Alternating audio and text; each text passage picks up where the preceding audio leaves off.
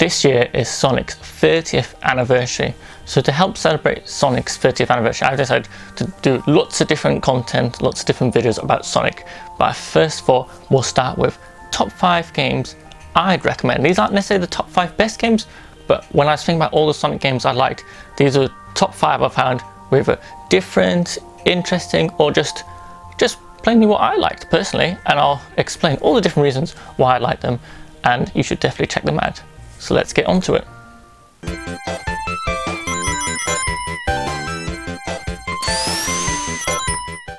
First up, we've got Sonic Generations. Now, Sonic Generations is the point where Sega was like, you know what, let's bring old school 90s Sonic and the Millennium 2000 onward Sonic together.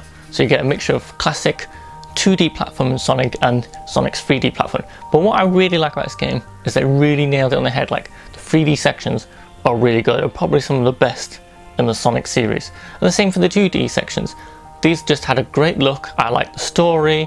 It was interesting having both lots of Sonics in, both lots of Tails in the game. There was definitely various, picking like the best zones over the years of Sonic. So you got classic Green Hill, but we've got the big city from Sonic Adventure 2. Do you know what I mean? It just chose all those moments, and it is really good, and it was still really good fun to go back and play some more. So I definitely recommend checking that one out. And it was also good that you had some of the other characters in there, like Knuckles and that. So, and it also chose some zones and levels from, let's say, not so well taken Sonic games. I'm talking about you, Sonic 2006. Anyway, on to our next Sonic game. Next is an interesting choice because some people seem to fly past this one.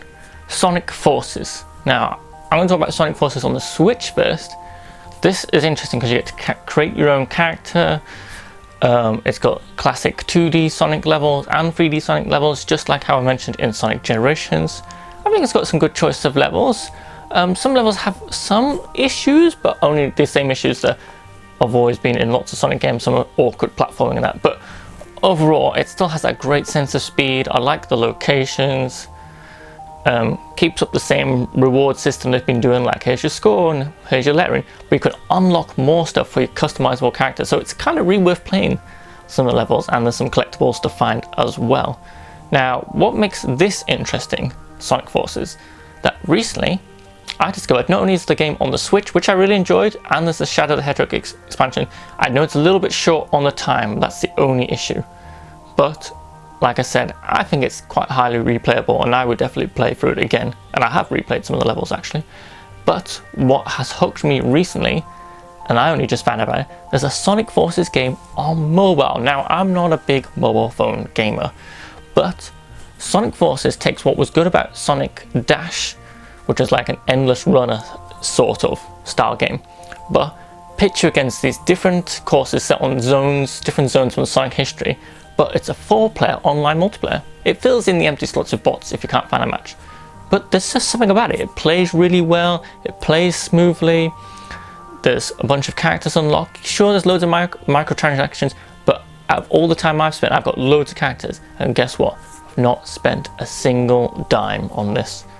It's just, if you keep playing that, and I found it like really good, you pick up items that you can use to affect the other players, like create ice blocks or spike blocks. More rings you get, the faster you go, and you can collect like 100 rings and you go really fast. And it just seems really good. It just has like a good way. When you finish a race, you get like so many like character reward points. So like, oh, here's 20 points for Sonic or whatever. And then when you reaches like a certain level, you can spend coins to level up. But you can earn coins in the game. So I've not had to spend anything. And I think this is actually a really good Sonic game as well. It's a little bit different from usual Sonic. It's obviously like you're running forward and swapping lanes, which kind of feels like how some of the 3D Sonic games went anyway, where you're constantly running forwards anyway, and you kind of just moving left and right more than like exploring a 3D environment, which I kind of prefer, because when Sonic starts slowing down, it's not really Sonic. I like Sonic when he's going super fast. So those are two great games. Sonic Forces with the same name, there's no difference in the name. One's just on Switch, one's mobile, but they're both very different games, and definitely both worth checking out. On to our next game. Well, how could we this a top 5 Sonic list without putting the original game on? Now, there's so many great 2D Sonic games. I was really torn. I was really tempted to put Sonic 2 on because it had Tails, but we'll cover that another time. But Sonic the Hedgehog, the original one, even with whatever issues people might have with it, this started a whole new trend, a whole new way of 2D platform games. Yeah, we're sure we're used to our normal 2D games with Mario, and he's getting the power-ups and he's like jumping on Goombas, which I'm a big Mario fan, but I also love Sonic loads as well. This added speed. Now, I'm sure the marketing at the time with blast processor and stuff was kind of nonsense, but no one was lying when it came to Sonic was fast. Like, you try Green Hill Zone, as long as you keep going and didn't hit into anything. The speed, the loops, it gave us Dr. Robotnik, now known as Dr. Eggman. And it just added so many there was great zones. The music is great, that's another thing to mention anyway. In general, the Sonic franchise, the music is pretty top notch and amazing. And this game we owe a lot to, and we're talking about 30 years ago. Someone's like, here's a blue hedgehog who runs really fast, and who would have thought out of all the mascots that we've had over the years who have disappeared and we all forget, like, do really anyone remember Croc that well? And other characters like that? Not as much. And they're definitely not around, and at least they haven't gone the way of Bugsby? I'm gonna leave that in because I can't remember the name. You know who I mean. I don't want to play those. But Sonic, he definitely brought something special. He was definitely the hedgehog with attitude. And this first game started the whole trend of more games, anime, cartoons, clothing, merchandise. It's definitely one of the best things to come out of the early 90s. So you definitely have to give the first game a try. And it's in so many Sega and Sonic collections, it's near impossible not to get it. And you can pick it up pretty cheap. So I'd recommend you get it. So on to our next game. Next up is Sonic Mania. Well, I've chosen Sonic Mania Plus because this is the version I've got on the Switch. This game is great. It's basically your classic 2D Sonic game. It's like someone went back to the 90s and made a new one. And this is actually made from a fan.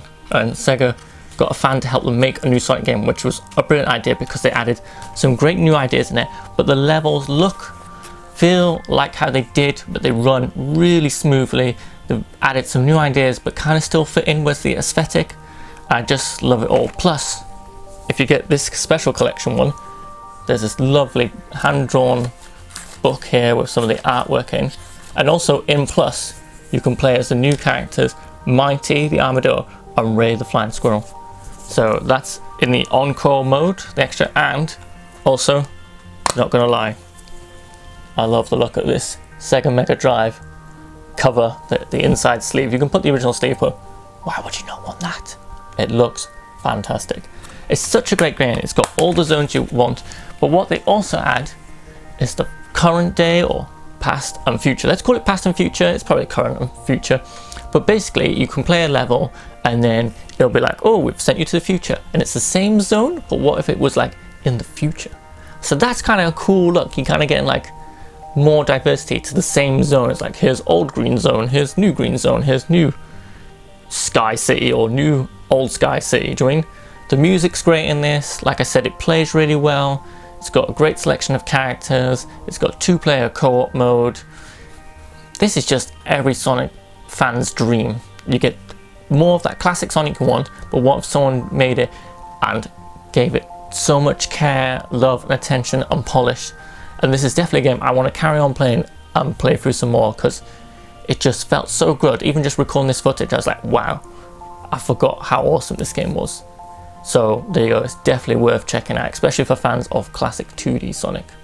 On to our next game. So there you go, there's 5 games I'd recommend. And as always, thank you to our page. Wait a minute, Past Self just said on to the next game. Wait a minute. That's right. I've done 5 games, but I said the next game. Because of course, bonus game added to the list. How could I forget? This is a personal favourite of mine, and I needed to add it to the end. Sonic Adventure 2. Wow, I played this game so much on the GameCube. It's just, this is where my love for 3D Sonic game. I loved all the levels running as Sonic. Like, I could play that first level over and over again with the truck chasing you.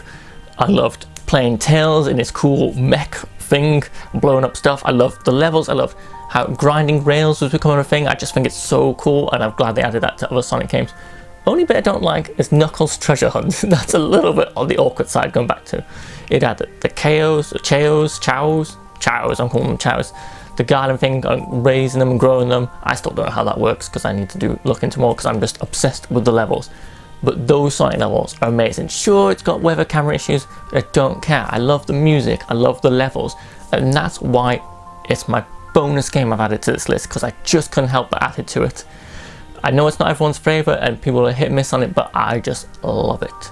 And as you can tell with the gameplay, it's amazing. There's something about it hits the old nostalgia. So is it technically still great now?